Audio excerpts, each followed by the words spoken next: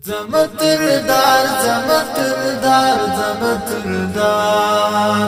زمتردار زمتردار زمتردار استاد عشق په پاک لار زمتردار زمتردار. روایت چې کوم امام بخاری صاحب راوړی دی هغه فرمایي د حضرت انس رضی الله تعالی عنہ روایت دی وایي چې څه وخت دغه بنده په قبر کې کښېښول شي مړی شي او بیا چې کوم دی دغه د ده چې کوم ملګري دي قریبان دي د هغه د ده څخه ولاړ شي نو اوس څه دی حتی تر دې وخته پورې انه لیسمع قران آلهم تر دې پورې چې دغه د مړي چې کوم قریبان دي دا چې معنا ځینې ولاړو نو دومره قدر ټیم نه وي تېر شوی چې دغه ښار یې دلته موجود وي لیسمع قران آلهم دغه مړي چې کوم دي اوري لام د تاکید یې راوړی د نبي اسلام لیسمع خامخا اوري قران آلهم د دې مړي د ژوندیو د چوټو رپهارې چې کوم دي کښهارې دغه مړي په دې قبر کې اوري نو اوس معنا دا شوه چې په قبر کې مړي دا ژوندی اوس سره کوم ژوندی دی په کیفیت موږ نه خبر ځکه هغه ژوند چې په قبر کې مړي ته حاصل دی هغه ژوند برزخي ژوند دی دنیاوي ژوند نه دی د دنیا رقم ژوندی نه دی دا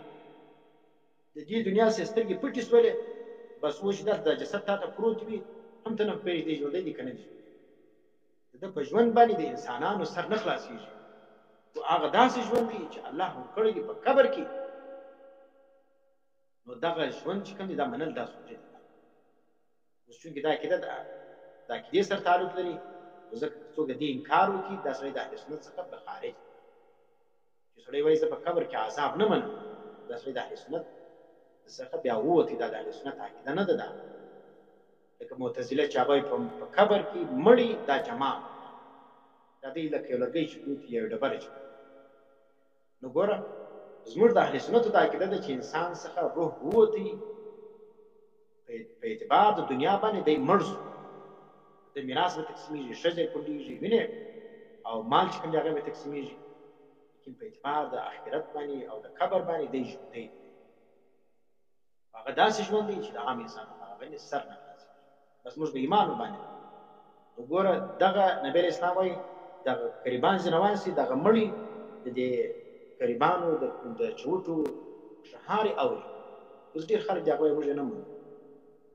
وینې لکه دلته عام طور زموږ دلته نږدې چې کوم خلک کیپټنان شول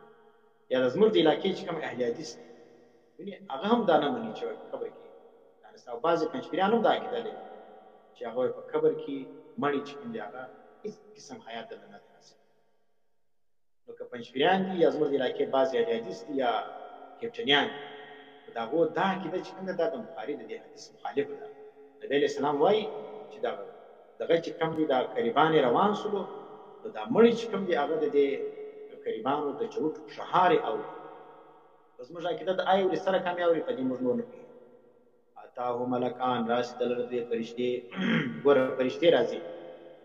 خلک وایي پنجپیریان څه فرمایي دا رقم دغه چې ما اوس ذکر کولو پنجپیریان شو کیپټنیان شو دغه اهل حدیث شو دا یو د بل سره متاثرې دي صحیح شولو بعضې وخت یوه نظریې بعضې وخت بله نظریې یو د بل سره 1920 دي نظریې د هغه رقم د ګور د دلته چې کوم موجود چې ما یې دي نو اوس څه کوي وایي دا خو معامله د روح سره ده نو موږ وایي چې اصل معامله په قبر کې دا د روح سره ده د روح تعلق د چا سره د جسد سره اوس نبي علیه السلام وایي دا جسد لره فرشتې راځي ته دا منې کې نه منې د روح سره ده هر شی چې ده خو لیکن نبي علیه السلام وایي چې دی په قبر کې پټ سلو اتاه ملکان راځي دلته دوی فرشتې فاقعداه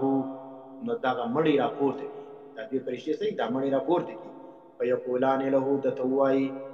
ما كنت تقول ګوره په قبر کې راپورته کېدل د دې مړي کېږي څه رقم کېږي په دې کیفیت موږ نه اوس دستې دغه کسان چې دا پنځه امتیاز کوي چې دا نو څه رقم راپورته کېږي وینې قبر کې خو داسې پروت وي چې دا نو څه رقم راپورته کېږي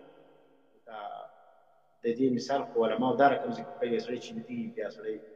خوب ویني او په جهنم دغه کې چې کوم دی هغه په خوب کې چې کوم دی هغه په اور کې لیدلي یا خلک منډې ورپسې راوهي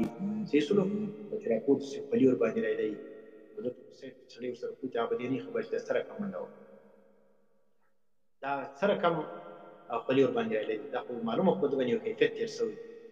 نو قبر کې چې کوم عذاب او ثواب دی په دې باندې عام انسانانو سر نه خلاصېږي مؤمن سړی پر هغه باندې ایمان لري موږ ایمان قبر کې دغه چې کوم دی هغه مړی فرشتې راپورته کوي نو ته که د نبي امتي نبي وایي راپورته کوي نو ویې منه که نه منې خپل آخرت وي فیقولان له وایي د لره ما كنت تقول تا څه ویلې ما كنت تقول في هذا الرجل نو دغه سړي په باره کې څه وایي دا رجل څوک مراد دی نبي علیه السلام مراد محمد صلی الله علیه وسلم نبی علیه السلام چې کوم دی هغه په باره کې به ورته ووایي چې دې په باره کې دا فرشتې پوښتنې زموږ چې دې په باره کې ستا څه رایه دا څوک دی فیقولو دی به وایي اشهدو زه ګواهي ورکوم انه عبد الله زما دا عقیده ده چې دا د الله بنده دی ګوره دا بریلوی نه ولو دا شیعه نه ولو دا عیسایي نه ولو چې د الله بندګان ته هغه د الوهیت مقام ورکړي وینې په حاجتو کې اوازونه نه ورته لګول چې دا په مشکل کې چې کوم دي ماته نبي علیه السلام را رسېږي او په لمانځه کې خالي زه ورله پرېږدي بریلیان چې وایي نبي علیه السلام دلته حاضر و ناظر او زما په حالاتو خبر دی صحیح سلو نو ځکه مؤمن سړی څه ورته وایي اول عقیده د توحید ښکاره کوي چې د نبي علیه السلام په باره کې زما دا عقیده وله چې دا د الله بنده ولو دا عاجز ولو ولیکن عام بنده نو ورسوله د الله رسول و ویقال وویل سي د لره انظر وګوره الی مقعدک هغه ځای د ناستې خپلې لره فی النار من النار د اور هغه ځای ته وګوره هغه ځای وینې هغه جهنم دی دا دې عقیده نه وه سمه دغه ځای چې کوم دی هغه ستا د اور دپاره د اور ځای څه دی دا تا له تیار شوی انظر وګوره الی مقعدک هغه ځای د ناستې خپل لره من النار د اور ابدلک الله په بدل کې درکړي الله تعالی را به د دې اور مقعدا یو ځای د ناستې من الجنت د جنت ته د اور په بدل کې الله تعالی جنت درکړي شکر وکړه څه برابره قال النبي صلی الله علیه وسلم نبی علیه السلام فرمایي فیراهما وویني دا دواړه جمیعا په یو وخت باندې معنی د جنت هم وویني او دوزخ هم وویني بیا چې ګوره تکلیف راشي پر انسان باندې دغه باد چې کوم دی هغه بیا راحت چې کوم دی هغه ډېر خوند او د غیر راحت چې ورباندې راشي هغه بیا خوند نو دوی دا دواړه وویني نو خوشحاله شي اوس نو اما الکافر حج کافر دی او المنافق یا منافق دی فیقولو دی وای لا ادري هغه څنګه پوښتنه کوي نبی اسلام بارک پوښتنه کوي چې دا څنګه سره دا پیژنې فیقولو دی وای لا ادري زنه خبر ویني جاهل سره دی وای په دا په ناس نه تاسو ما په دنیا کې فلمان کتل ما په دنیا کې ګیمونه کول ما په دنیا کې چې هغه نورې دندې کولې وینې غلاوې مې کولې دروغ مې ویلې فسق او فجور مې کوي وینې په دا کیسو باندې د دین په لمانځو په دې خو بس خبر نه دا دین دی چې فیقول دی وای لا ادري زنه خبر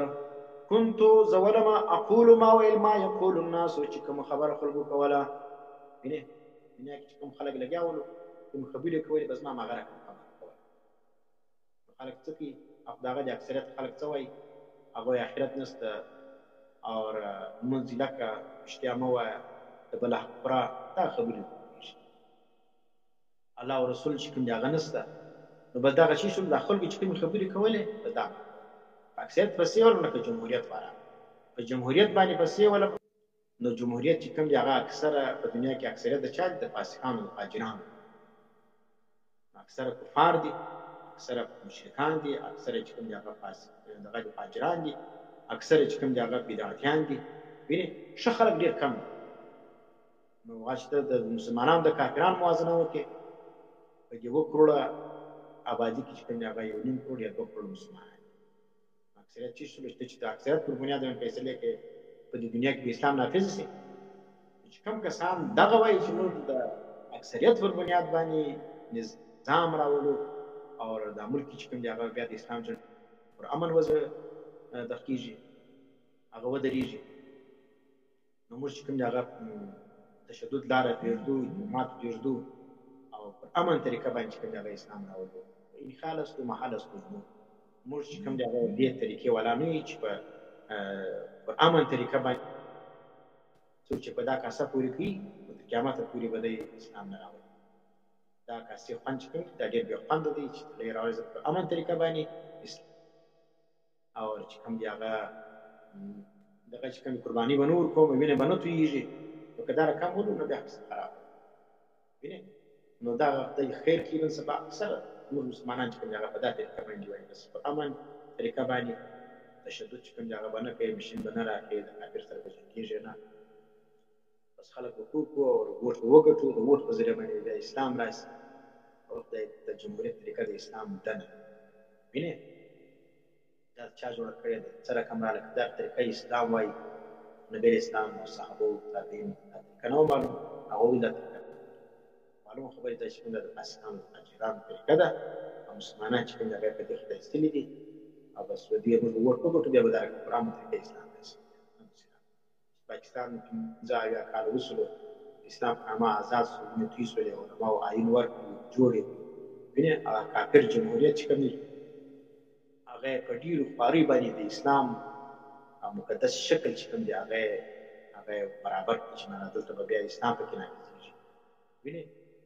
نو هغه د کفر چې کوم لکۍ وي هغه یې تر خپله وسه پرې کوي لیکن د هغه باوجود په دې ملک چې کوم دی هغه د اسلام جنډې چې کوم دی هغه د وینستونو سره اسلام څونه پکې نافظ دي نو دا چې سلو نو دا هم تدې درته ویلی چې دغه دی فرمایي كنت اقول ما یقول الناس وایي زه ولم ما هغه خبره کوله چې کوم خلکو خبره کوله ویقال وبول لا دریته ولا تلیته تو خپل هم نه خبر او نه د بل پیروي کوله دنیا کې ګوره یا سړی خپله پوهېږي یا په بل چا پسې پسېږي نو دوی خو چې کوم دي ګوره د کافر او منافق سړی نه خپله پوهېدی او نه په بل چا پسې کوي ثم یضربو بمطرقة بیا به وورسېدی بمطرقة په هغه هتوړۍ باندې په چټک باندې من حدید هغه د اوسپنې ضربة دا به یو وهل وي بین اذنی په مابین د دوه غوږو دا غوږو په مابین کې ووایي اوس به څه وسي فیصیح صیحة نو دی به چیغه وکړي یو چیغه یسمعها اوري به دغه من هغه څوک یلي چې نږدې وي دلره الا ثقلین مګر انس او جن بنا وګوره د جناتو د انسانانو ما سوا هر څوک به د اواز اوري ټول مخلوقات نبی اسلام اوري د حیوانان اوري خو لیکن انسان او پیری چې کوم دی هغه به د اواز نه اوري په څه وجه باندې په دې وجه باندې چې دا به د آخرت عذاب چې کوم دی هغه دوی له رستا نو که چېرې دا واوري بیا به دوی څه کوي بیا خو هغه ایمان بالغیب بیا نه راغلی په دې وجه باندې الله یې په دې باندې امتحانا نه اوري ما درته ویلې په دغه یو ځای چې کوم دی دا حق کې نیلوي صاحب دا روایت را نقل کړی دی بیا قسم زیات طرز باندې لیکلی یو قسم پسخانې وبولئ چې تعجب ورته حیران دي چې دا څه رقم دا خبره لیکي وایي دغه روایت چې راغلی چې نبي اسلام وایي دغه د مړي اواز چې کوم دی هغه جنات او انسانان دواړه اوري نو دی وایي ګوره که چېرې په دې قبر کې عذاب وایي دې مړي لره نو وایي یو سړی چې کوم دی هغه په دې قبرستان کې په توپنچې ټک وکړي نو مرغان او پسونه دا ګرد وغورځي لیکن که چېرې په دې قبر کې عذاب وایي نو په دې قبر کې فرشتې د مړي ته هغه په هتوړه باندې وي په هغه چټک باندې وي دی چیغې کوي او دلته دا مرغان او پسونه په قبرستان کې چې کوم هغه داسې پر امن ګرځي اوس دا اعتراض چې کوم دی دا په موږ باندې اعتراض نه د نبي اسلام پر حدیث باندې دونه غټ او دونه غټ جماعت سربراه چې هغه دا وایي چې ګوره یسمعها من یلیه الا الثقلین نو د توپنچې په ټک باندې هغه دغه چې کوم دی هغه مرغان او پسونه ځي د قبرستان څخه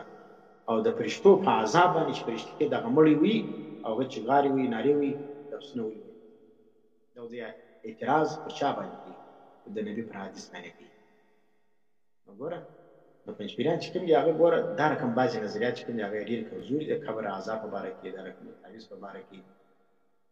او دا رقم نورې څه مسایل دي چې په هغه کې ډېر غلط دي ډېر تشدد ځینې شوي دي نو د عذاب قبر په باره کې د پنجپیرانو نظریې چې کوم ده دا بالکل د قرآن و سنت او د علمای دیوبند